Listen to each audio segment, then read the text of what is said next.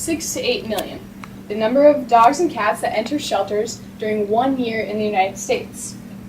2.7 million, the number of adoptable cats and dogs euthanized in shelters during 1 year in the United States.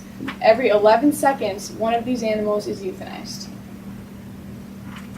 Hi, I'm Shayla Kayl, and I'm here today to tell you that you need to spay and neuter your pets. I'm a pre-vet student at the University of South Dakota. I work at a vet's office, and I have seen firsthand the number of strays that there are in just one small town. Think about this for a second. You're cold, you're wet, you're starving, and you're scavenging for food, and you have no shelter. 7 million stray pets are going through this every single day.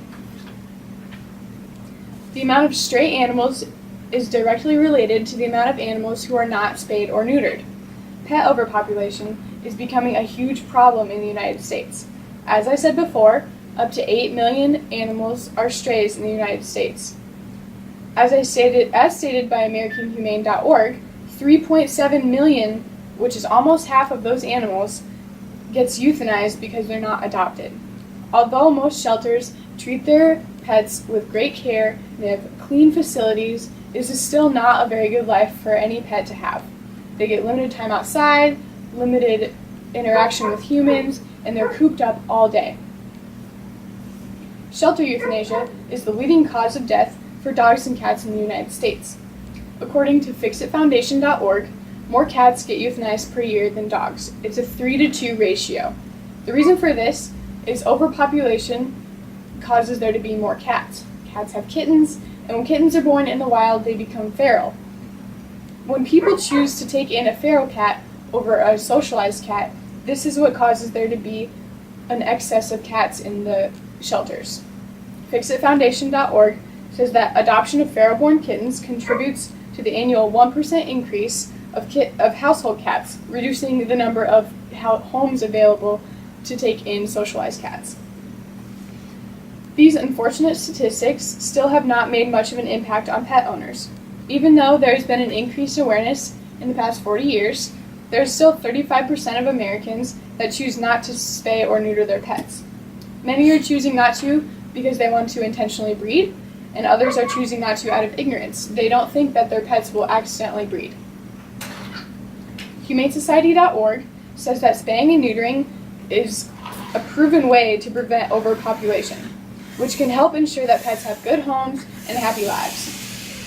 A common misconception that many people have is that spaying and neutering your pets is not safe. This is not true at all.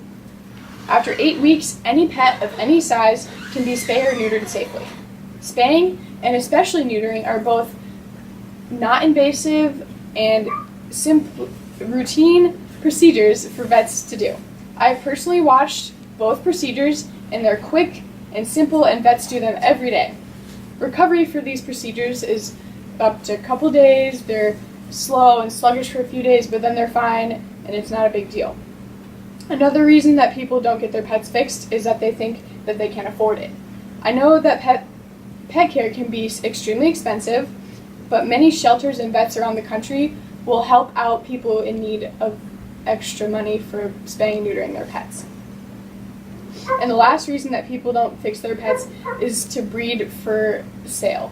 Everyone loves puppies and kittens. Breeding can be a good moneymaker, but it also has bad effects. So now you're thinking, if puppies and kittens get adopted from breeders, why is there stray pet overpopulation?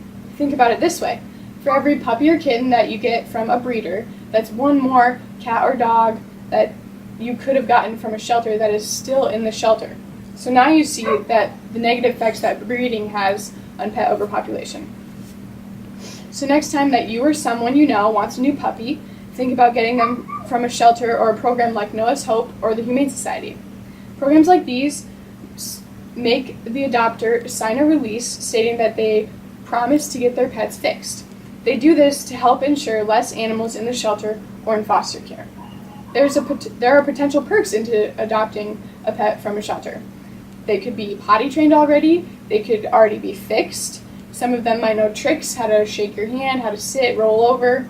And if you want more of a mature pet and you don't want to go through the puppy stage, you can find that easily at any shelter. Now on to more reasons why you should spay and neuter your pets. Not only does spaying and neutering your pets help prevent a surplus of baby animals, it also has many health advantages. According to animalhealthfoundation.net, spaying female pets prevents mammary cancer. Dogs who get spayed before their first heat have nearly a 0% chance of getting mammary cancer. After their first heat, that percentage raises to a 7% chance, and after the second heat, that raises to a 25% chance of getting mammary cancer when they become adults. The statistics are similar in cats as well.